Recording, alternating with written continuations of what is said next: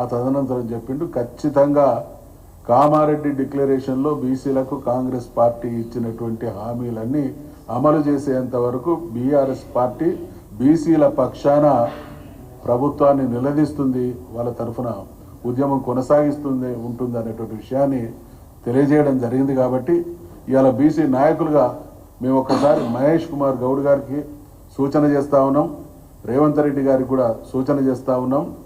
మాట తప్పకండి, మడిమ తిప్పకండి, బీసీల జీవితాలతో చెలగాట మాడకండి, బీసీలను ఓటర్లుగా మాత్రమే పరిగణించకండి.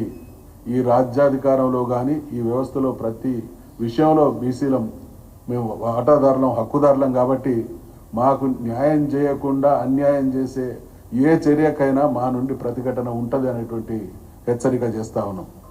అదే క్రమంలో మరి బీఆర్ఎస్ బీసీలకు ఏం చేసింది అనేటువంటి మాట, బీఆర్ఎస్ ఏం చేసిందో, ఇవాళ తెలంగాణ సమాజం అంటేనే బీసీలు అత్యధికులు ఉన్నటువంటి సమాజం. ఈ రాష్ట్రంలో జరిగినటువంటి ప్రతి సంక్షేమం అత్యధిక శాతం అనుభవించింది బీసీ వర్గాలే. స్థూలంగా మీ అందరికీ కూడా తెలుసు, తెలంగాణ రాష్ట్రం ఏర్పడే నాడు తెలంగాణ తలసరి ఆదాయం 1,24,000. ఈరోజు అది 3,47,000కు చేరింది. దాదాపు 55% ఉన్నటువంటి ప్రజల జీవన ప్రమాణం 1,24,000 నుండి 3,47,000కు పెరిగింది అని అంటే బీఆర్ఎస్ ప్రభుత్వం తెలంగాణ బీసీల విషయంలో ఎంత గుణాత్మకమైనటువంటి మార్పు తీసుకొచ్చిందో దానికి నిదర్శనం ఇది.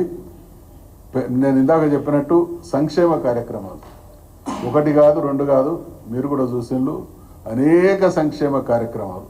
ఆసరా పెన్షన్లు కావచ్చు, కళ్యాణ లక్ష్మి కావచ్చు, రైతు బంధు కావచ్చు, రైతు బీమా కావచ్చు, ఉచిత విద్యుత్ కావచ్చు, గొర్రెల పంపిణీ కావచ్చు, చేపల పంపిణీ కావచ్చు, గురుకులాల, ఇలా తెలంగాణ సమాజంలో 1000 గురుకులాలు ఉంటే అందులో 294 బీసీ గురుకులాలు. తెలంగాణ రాష్ట్రం ఏర్పడడానికి ముందు 17 మాత్రమే ఉంటే ఇవాళ ఎంత స్థాయిలో ఆ సంఖ్య పెరిగిందో. దీని ద్వారా మరి లక్షలాది మంది బీసీ బిడ్డలు అద్భుతమైనటువంటి విద్యకు నోచుకొని ఇవాళ చాలా గొప్ప స్థాయికి ఎదగడానికి బీఆర్ఎస్ ప్రభుత్వం కేసీఆర్ గారి నాయకత్వమే నిదర్శనం. దానికి ఆ గొప్ప కృషి చేసినటువంటి నాయకుడు కేసీఆర్ అనేటువంటి విషయాన్ని ఈ సందర్భంగా మనం చేస్తూ ఉన్నాం. ఈ గురుకులాలతో పాటు 33 డిగ్రీ కాలేజీలు కూడా బీసీల విషయంలో స్థాపించింది. ఎక్కడైతే ఎడ్యుకేషన్కు పూజ్య నెహ్రూ గారు నాగార్జున సాగర్ను జాతికి అంకితం చేస్తున్నటువంటి క్రమంలో అన్నమాట, irrigation projects are the modern temples of India అంటాడు.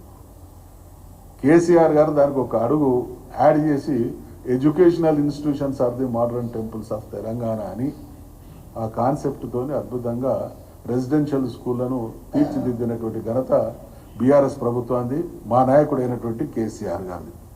ఇదే సందర్భంగా మరి బీఆర్ఎస్ అధికారంలోకి వచ్చినటువంటి తొలినాళ్లలో కేంద్రం మీద ఒత్తిడి తీసుకురావాలని చాలా ఆశ్చర్యం కలుగుతుంది. దేశంలో అత్యధిక ప్రజలు, మెజార్టీ ప్రజలు బీసీలు, కానీ బీసీ మంత్రిత్వ శాఖ ఉండదు, సమగ్ర కులగణన ఉండదు. తర్వాత దీని విషయంలో మేము అప్పుడు చట్టసభలో తీర్మానాలు కూడా చేసినాం. 2004లోనే కేసీఆర్ గారు యూనియన్ క్యాబినెట్లో ఉన్న రోజులలోనే కేంద్రంలో ఖచ్చితంగా బీసీ మంత్రిత్వ శాఖ ఉండాలనేటువంటి సూచనను ఆనాడు ప్రధానమంత్రిగా ఉన్నటువంటి మన్మోహన్ సింగ్ గారికి దృష్టికి తీసుకురావడం. అంటే బీసీల పట్ల దేశంలో, అదేవిధంగా తెలంగాణ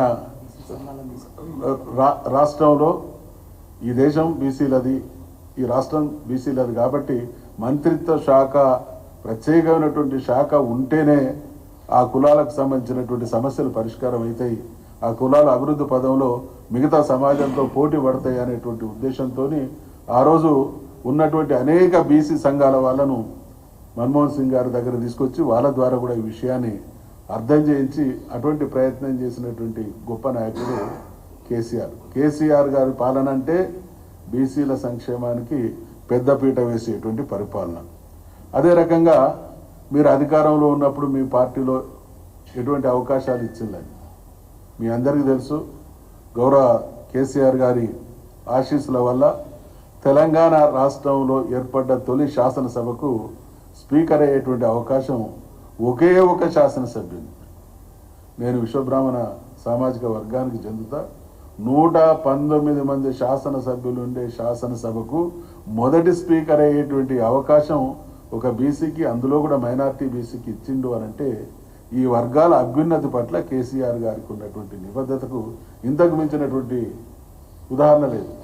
దానికి నేను గుండె నిండా ఉప్పొంగే ఆనందం ఏంటంటే స్వయంగా ముఖ్యమంత్రి గారు లేసి అధ్యక్ష అన్న రోజు నా జన్మ ధన్యమైనట్టు నేను ఫీల్ అయినా. అంటే మేము చట్టసభలు అనేటివే ఈ వర్గాలకు అందని ద్రాక్ష అనుకున్నాం. అవకాశం అప్పటి వరకు ఉన్నటువంటి ఇంటిగ్రేటెడ్ స్టేట్లో నేను తప్ప ఎవరు కూడా ఎమ్మెల్యేలు అయినటువంటి దాఖలాలు లేవు. మొదటి శాసనసభకు శాసనసభ్యుని కావడమే కాకుండా శాసనసభ స్పీకర్ కావడం, స్వయంగా ముఖ్యమంత్రి గారి చేత అధ్యక్ష అనిపించుకోవడం అనేది ఒక అద్భుతమైనటువంటి అనుభూతి.